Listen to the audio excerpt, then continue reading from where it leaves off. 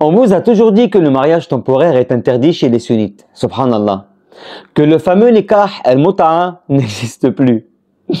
Mais ce qu'on ne vous a jamais dit, c'est que dans les faits, il existe encore, sous d'autres noms, autorisés, tolérés et pratiqués. Subhanallah. Les imams à vos claviers. Dans cette vidéo, on va vous dévoiler tous les types de mariages temporaires utilisés dans le monde sunnite, parfois sous des formes plus hypocrites que le muta'a lui-même. Préparez-vous, car la vérité va piquer. Le vrai muta'a, selon le Coran, est la sunna. Le mariage temporaire, appelé al-muta'a, est mentionné dans le Coran al-Karim. Et pour celles dont vous jouissez, donnez-leur leur compensation, le mahr, comme convenu. Sourate 4, verset 24. Ce verset a été appliqué à plusieurs reprises par les compagnons, avec l'autorisation explicite du prophète Muhammad sallallahu alayhi wa sallam. Même des savants sunnites le reconnaissent. Ibn Abbas, Imam Malik et même des rapports chez Al-Bukhari et Muslim parlent de muta'a comme pratiqué à l'époque du prophète Muhammad sallallahu alayhi wa sallam. Mais alors, que font les sunnites aujourd'hui? Attachez vos ceintures, on va décoller. Altitude. On va vous montrer 5 formes de mariage temporaire acceptées, encouragées ou tolérées chez les sunnites. Et pourtant, ils osent encore dire que le muta'a est interdit. 1. Le misyar.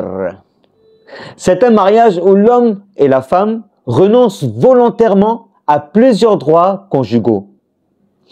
Pas de vie commune, pas de pension, visite occasionnelle.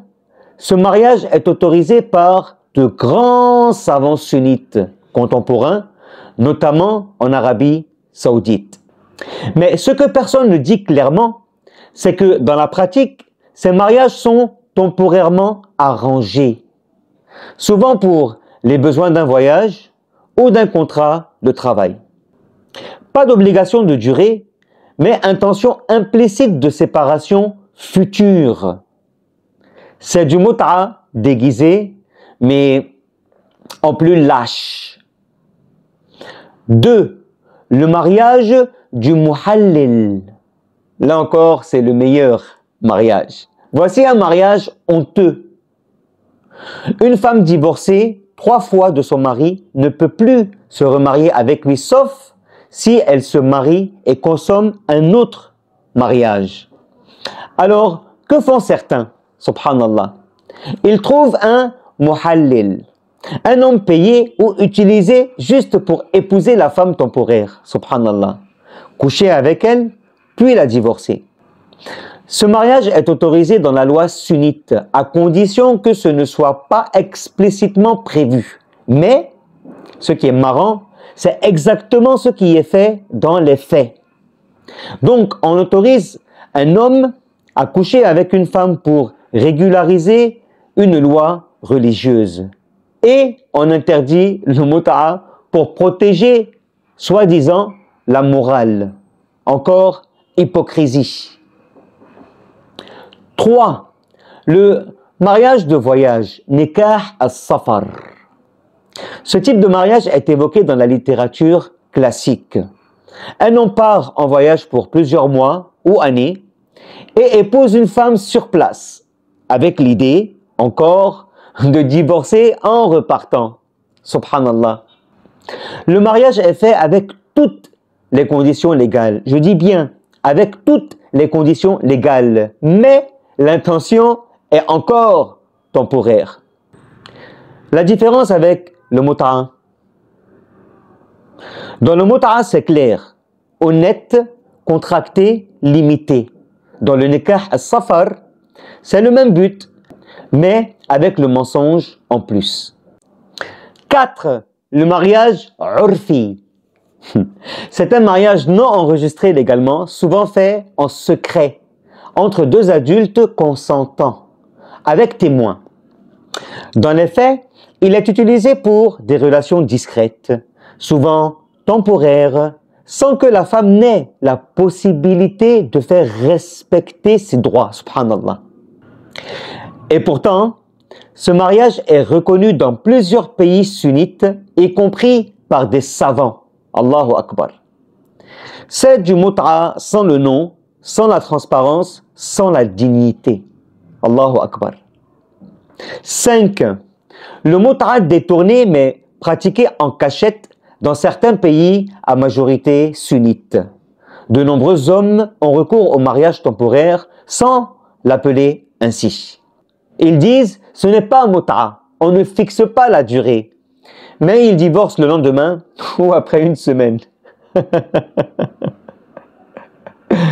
Alors, s'il vous plaît les gars, soyons honnêtes. La différence est seulement dans les mots.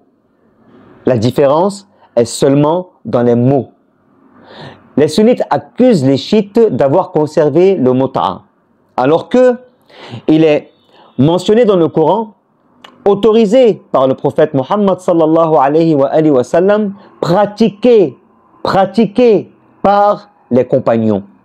Mais en réalité, ils ont interdit un mariage légal, clair, transparent, pour ensuite créer 4 ou 5 formes déguisées bien plus injustes envers les femmes, subhanallah, tout en criant à l'innovation.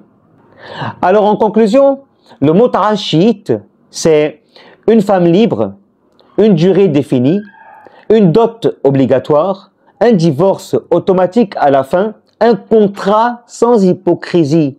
Un contrat sans hypocrisie. Les mariages détournés sunnites, c'est une relation temporaire non assumée. Une femme qui peut être abandonnée sans droit, une hypocrisie religieuse qui crée plus de problèmes que de solutions. Alors j'ai une question pour vous. Et si l'interdiction du mut'a n'était pas une défense de la morale, mais un moyen de contrôler les femmes, cacher l'hypocrisie et faire croire qu'on est pur tout en pratiquant la même chose en secret? Mettez en commentaire. Abonne-toi pour d'autres révélations sans filtre sur les contradictions entre ce qu'on dit et ce qu'on fait. Et au passage, partage cette vidéo pour illuminer la lanterne de ces pseudo-imams qui font genre ils connaissent tout, parce que la vérité ne doit plus rester cachée. Assalamu alaikum.